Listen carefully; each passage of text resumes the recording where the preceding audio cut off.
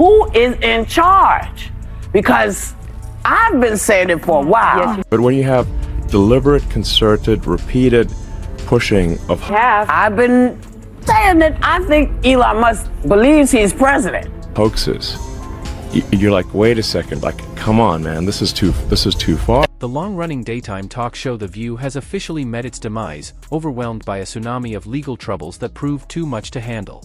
With over 30 defamation lawsuits filed against the show, the legal and financial pressure became unbearable, ultimately forcing its abrupt shutdown. For years, The View has thrived on controversy, relying on fiery debates and no-holds-barred opinions to captivate audiences.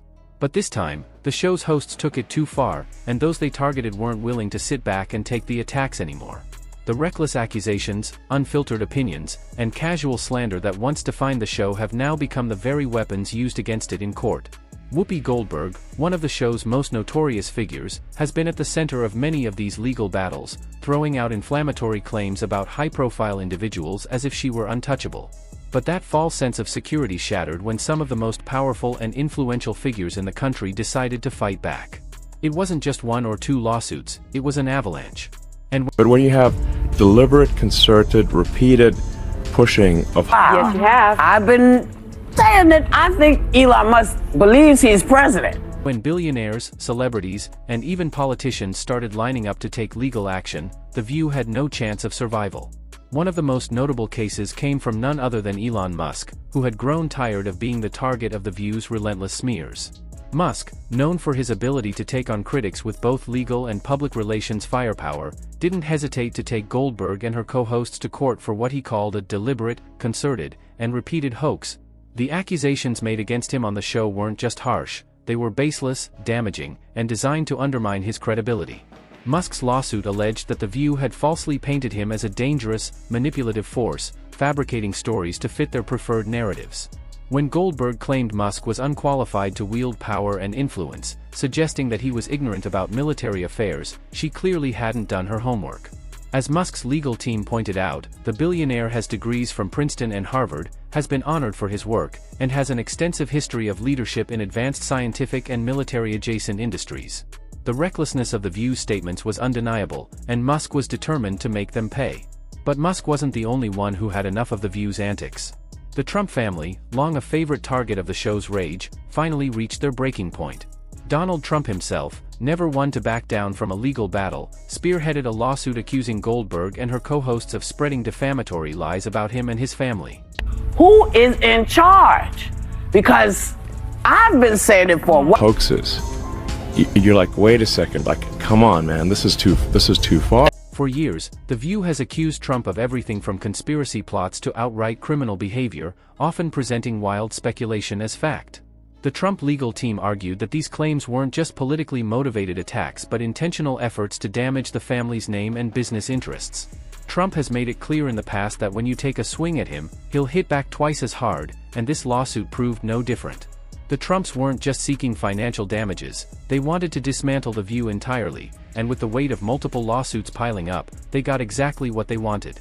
As if that wasn't enough, The View faced another unexpected legal threat, this time from country music superstar Carrie Underwood. While Underwood has largely avoided political controversy, she couldn't ignore the baseless accusations thrown her way on the show. Goldberg had suggested that Underwood was secretly involved in behind-the-scenes corruption in the entertainment industry, claiming she was manipulating awards and industry decisions to favor certain artists. It was an outrageous and completely unproven claim, one that Underwood and her team refused to let slide. She took legal action, arguing that Goldberg's comments had caused serious harm to her reputation and career. Unlike some celebrities who might brush off such remarks, Underwood came out swinging, demanding millions in damages. The View was suddenly facing legal battles from multiple high-profile figures at once, and there was no way out. The final, crushing blow came from none other than Joe Rogan. The immensely popular podcaster has long been a target of The View's scorn, with Goldberg and others frequently attacking him for his outspoken views and influence over millions of listeners. But when Goldberg tried to smear him on national television, Rogan responded with full force. He called out The View's hypocrisy, pointing out their history of spreading misinformation while claiming to be the arbiters of truth. And unlike others who have been targeted by The View, Rogan had the resources, audience, and legal firepower to fight back in a big way.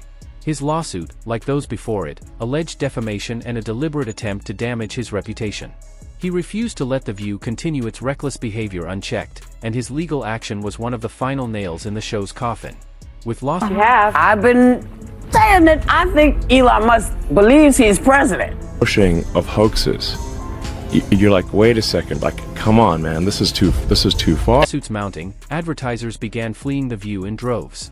No brand wanted to be associated with a show facing this level of legal scrutiny, and without sponsorship money, the financial losses became unsustainable. ABC executives scrambled to do damage control, but the situation had already spiraled beyond their control. As more lawsuits emerged, network higher-ups realized that saving The View was impossible. The legal fees alone were astronomical, and the risk of losing massive settlements in court meant that keeping the show alive would be a financial disaster. The fallout wasn't just limited to Goldberg. Every host on The View was caught in the chaos, with their reputations damaged beyond repair. Some tried to distance themselves from the controversy, but it was too late. The damage was done. The show had spent years cultivating an environment where recklessness was rewarded, and now it was paying the price. The official shutdown of The View marks the end of an era for daytime television, but it also serves as a warning to media figures everywhere. For too long, shows like The View have operated with impunity, assuming that their celebrity status and network backing would protect them from consequences. But as these lawsuits have proven, no one is above accountability. The power dynamics have shifted, and now those who have been unfairly smeared are fighting back harder than ever. As The View fades into history, one question remains: will this be the start of a new era of media responsibility, or will another show rise to take its place, repeating the same mistakes? Only time will tell. But for now, the lesson is clear: reckless accusations and defamatory statements come with consequences, and even the most powerful figures in media can't escape them forever. What do you think about The View's downfall? Was it long overdue, or is this a dangerous precedent for free speech? Let us know in the comments below, and don't forget to like, subscribe, and hit the notification bell for more updates on the biggest stories in media and entertainment. This is just the beginning. Stay tuned for what comes next.